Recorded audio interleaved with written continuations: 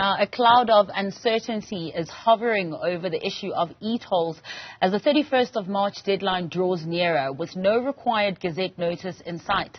With 10 days left to the deadline, Premier Lesufi's office this week shifted the task to the National Department of Transport. Now, let's unpack this with Wayne Duvenage from Organisation and Doing Tax Abuse CEO. Wayne, thank you so much for joining us. Well, it seems that we're back at the same place we've been plenty of times before.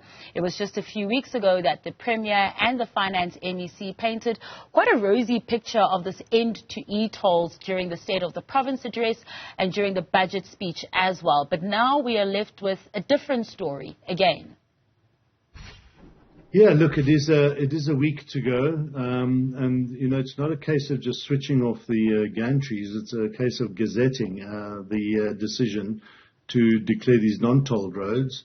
They were declared tolled roads through a gazette process driven by SANRAL back in 2008.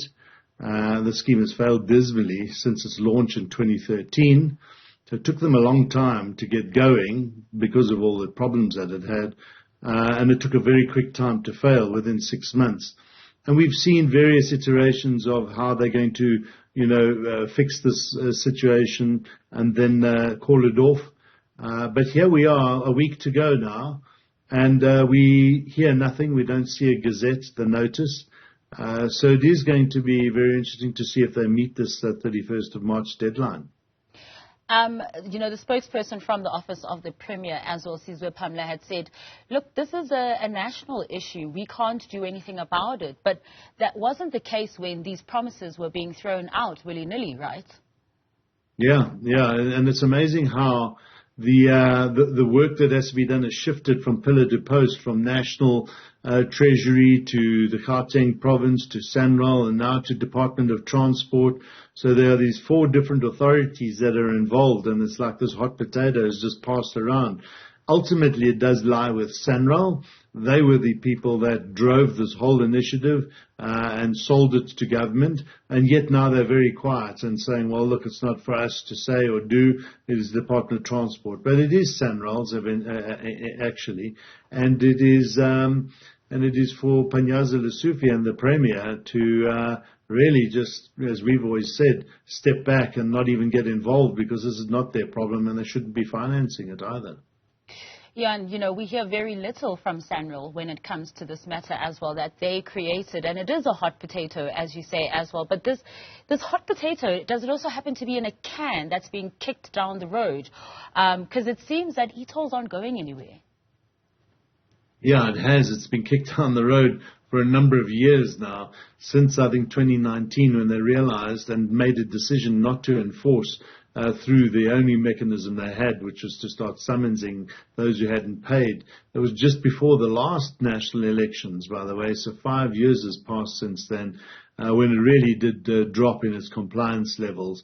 And it was up to SANRAL, who, by the way, made that decision in their board meeting in March not to summons. It is their debt, and they're the ones who made the most noise and drove this whole issue, as we say, from 2008 right up until 2019, when they started to pull back on the reins. And now they just seem to be very, very quiet. So they need to give clarity to society. I mean, I know politics is not what you dabble in, but, we can't help but notice that, of course, it is an election year. And one can also speculate that's possibly why, politicians are even now speaking on this matter that perhaps SANRAL, who created it, should be speaking of. When you heard the Premier of the province at the State of the Province address say what he had to say about e-tolls, once again, what were your initial thoughts? Well, initial thoughts is that we've heard all this before. We've been given deadlines of the end of e-tolls, and nothing really has happened.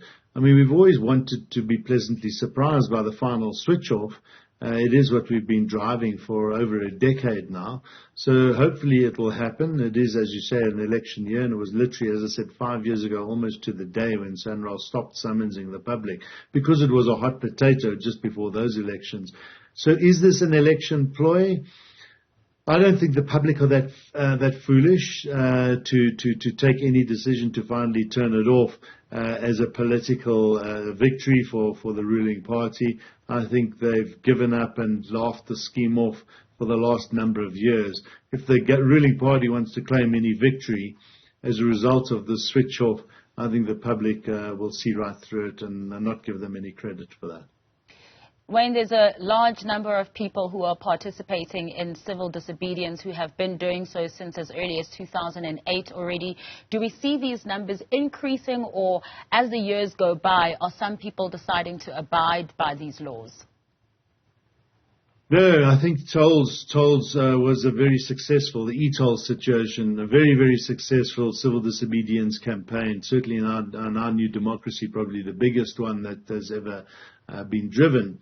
And what we're seeing is people are getting fed up with service delivery, with poor policy making, and government finding it very difficult to corral people into the many, many different fees that are paid and levies throughout different industries where government institutions channel these and make them viable for these various departments to operate. And one of them is right down to local government level, where we're seeing civil disobedience taking place, where people are getting fed up with local delivery, service delivery. We see it in Mangaung with a successful court case recently.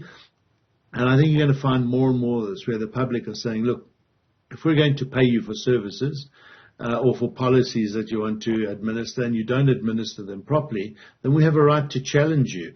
And so long as it's done properly and constructively and through the rule of law and using the courts where you can, this is going to play out more and more in South Africa until government starts to get it right and start serving their public. Yeah, that's quite a scary picture as well, because, one can't blame those who decide to opt for that civil kind of disobedience when you aren't getting those services that you're already paying for. But then if we had to, take that across the board, where does that leave us as a country?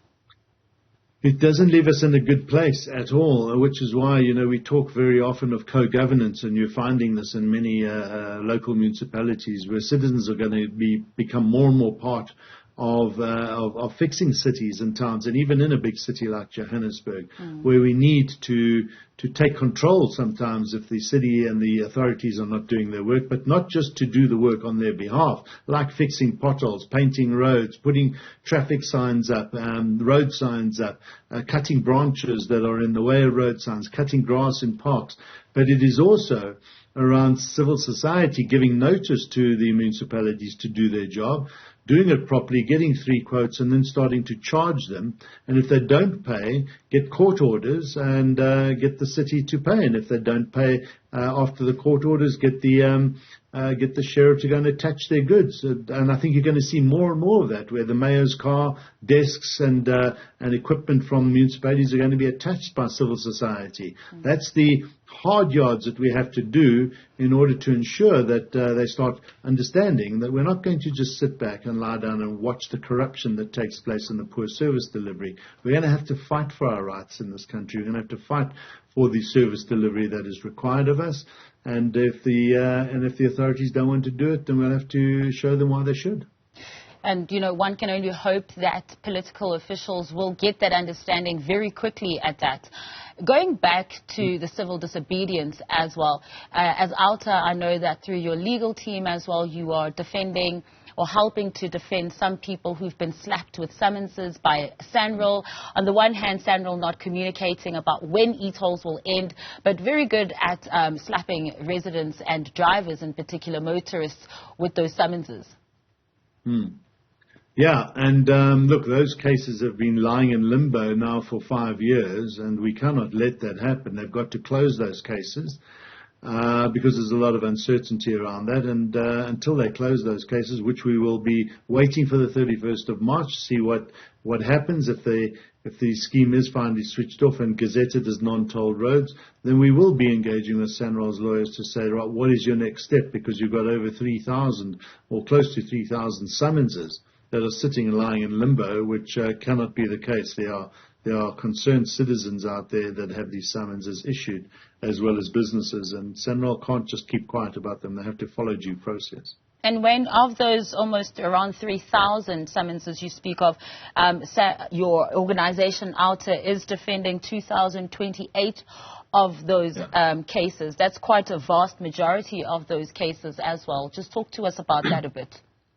Yeah, so when SANRAL started summonsing from about 2016 to 2019, they really did think that the citizens would capitulate and rush off and pay their e-toll bills, the outstanding bills. But we encouraged the citizens to stand strong on this matter. It was a matter of civil disobedience, but we also wanted to use the rule of law to prove to the courts through a collateral challenge and having the mandates of citizens to show SANRAL that the scheme was an abuse of their rights, their freedom of movement, and it was an unworkable and an administrative cumbersome process which was never going to work. And I think they realized that in the end.